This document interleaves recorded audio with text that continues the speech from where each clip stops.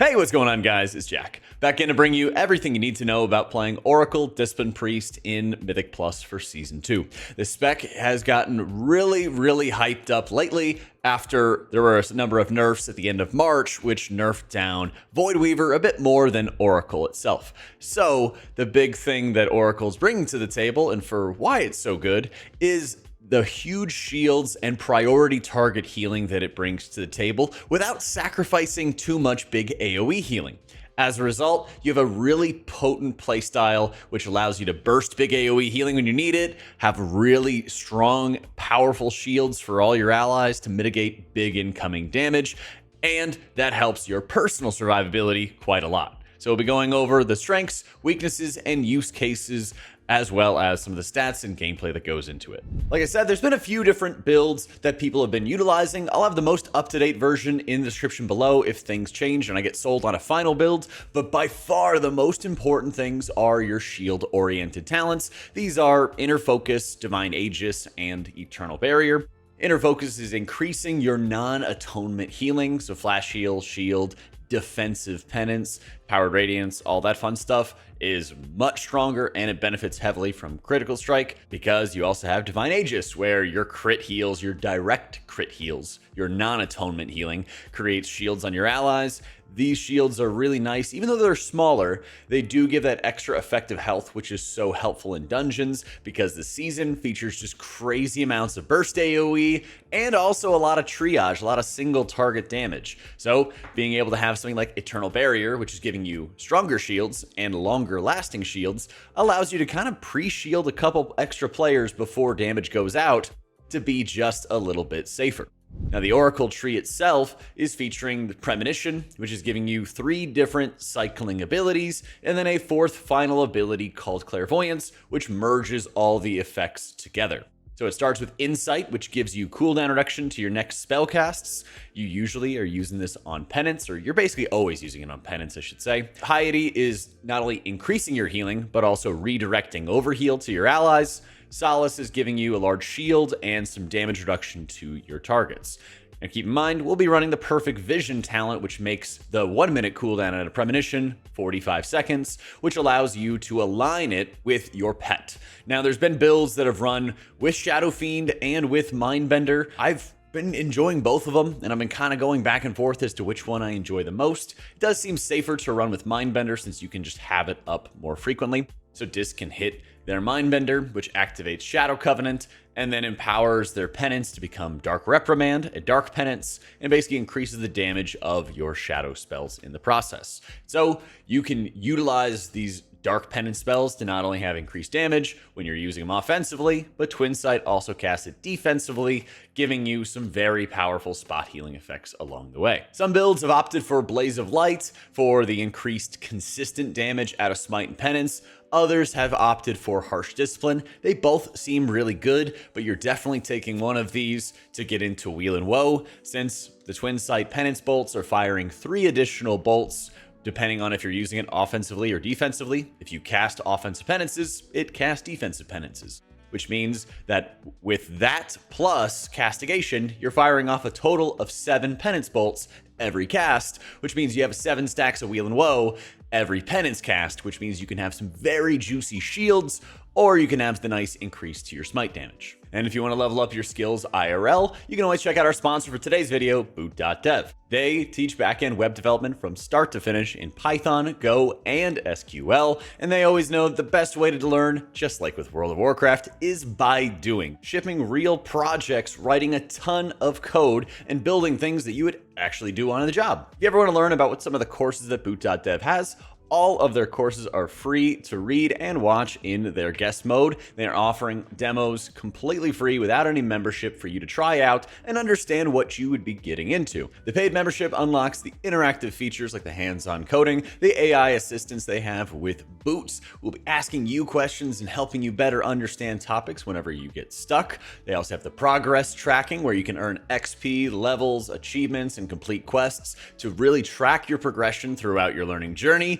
and be able to compete for a spot on the global leaderboards. You can also study these lessons on your own time and keep great notes for yourself along the way with their spell book, where they're unlocking extra cheat sheets of links and notes that you can review at any time while you're going through your lessons. So there's never been a better time to check it out. Go to boot.dev and try out those courses for free. Then use my code AutomaticJak to get 25% off your entire first year if you choose the annual plan. Huge thank you to boot.dev, and let's continue. When it comes to applying atonement and gameplay when you're playing as Oracle, usually you're going to be using shields and powered radiance to apply all of your atonements. Shield is often something you want to be hitting on cooldown outside of your other healing abilities, which we'll talk about in just a second.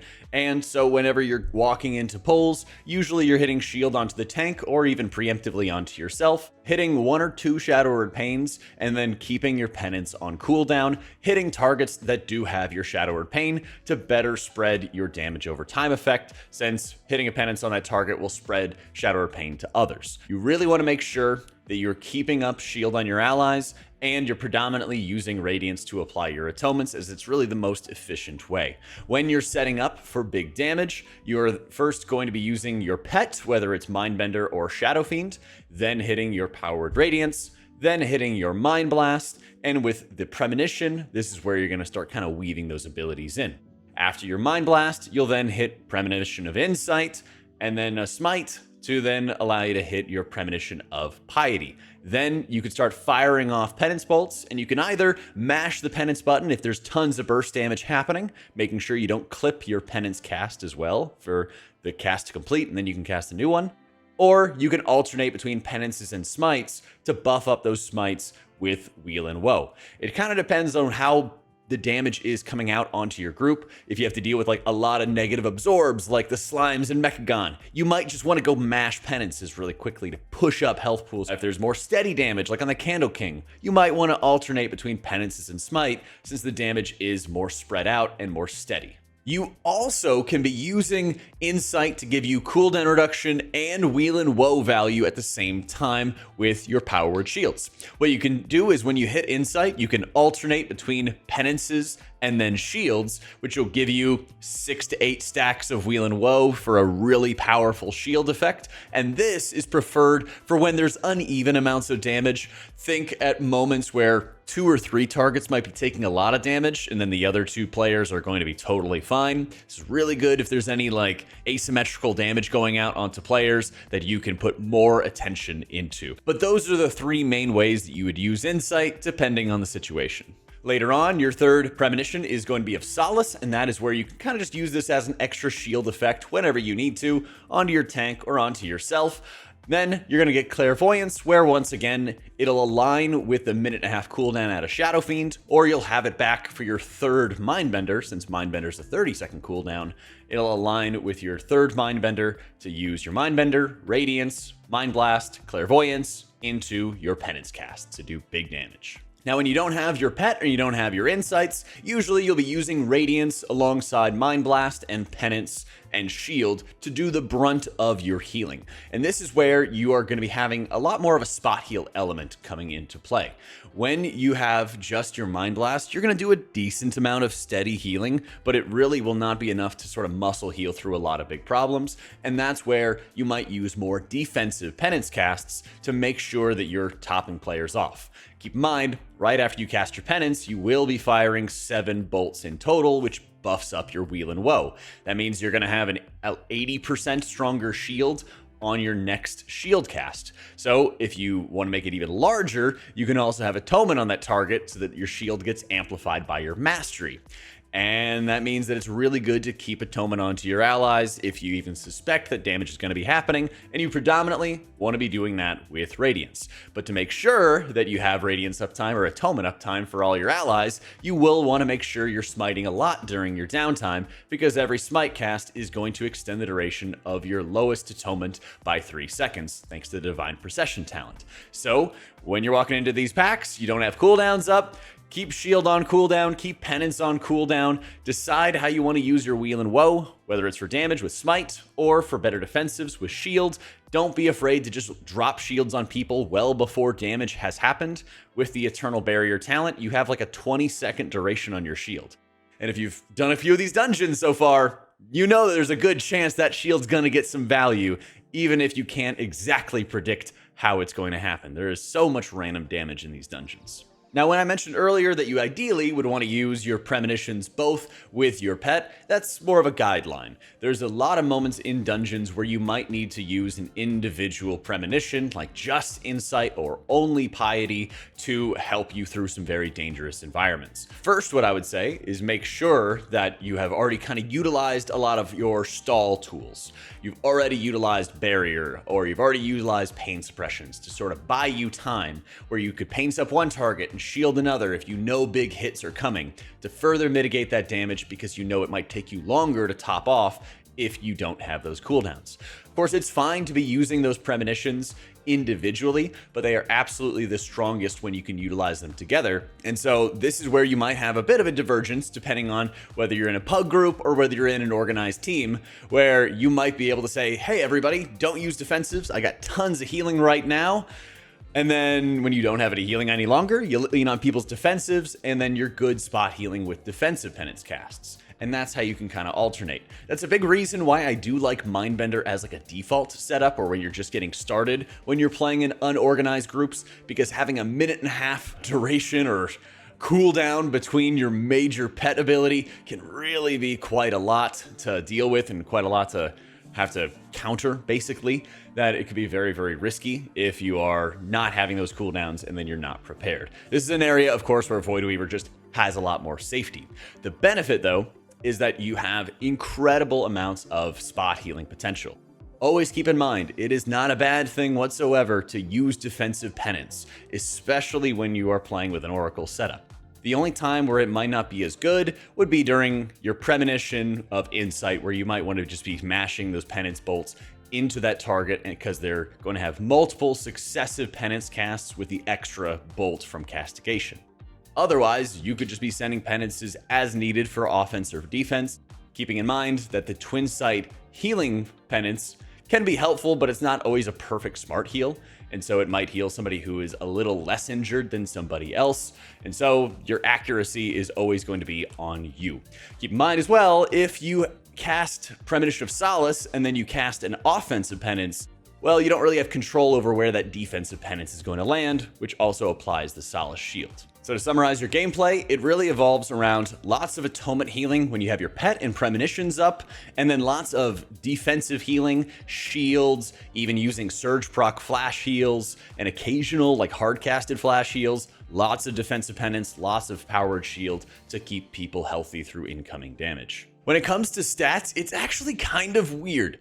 The thing is that crit is a very big benefit, obviously, with Divine Aegis, but Inner Focus gets a little bit less value from Critical Strike, so your Mastery is actually really, really strong as well. So what you want to do is you want to actually try to have a balance of crit and Mastery in a dungeon environment, and then my haste was around 20-25% in most of the dungeons that I've been doing at my best form of gear thus far, and it actually felt really good since you're shielding so much that Borrowed Time is giving you a lot of haste on its own, so it doesn't really feel that slow gameplay wise. That also means that you're not running versatility, but the argument for running verse so often in keys has been that, hey, it's not the best for healing, but it does damage and it keeps you alive. The thing is, Oracle doesn't really do great damage anyway, and then you're not going to do much more by playing with versatility, and you have a talent called Prophet's Will in the Oracle tree, which increases your shield value on yourself. And since you have Eternal Barrier, which gives you longer lasting shields, you could basically just be perma-slamming shields onto yourself in downtime, so you're always going to have this really powerful, effective health. Some of the greatest strengths in terms of dungeons have to be Theater of Pain and Mechagon. I think these are about as objectively the best wins for Oracle as you possibly can get. Both of these dungeons don't really have crazy high heal checks, and when they do, they're very spot heal oriented. There's a lot of moments where, you might be on Gore Chop and the leapers are jumping all over people, and you need to constantly spot heal. And you can just slap a 20-second shield on yourself or somebody else, and it's going to get value at some point.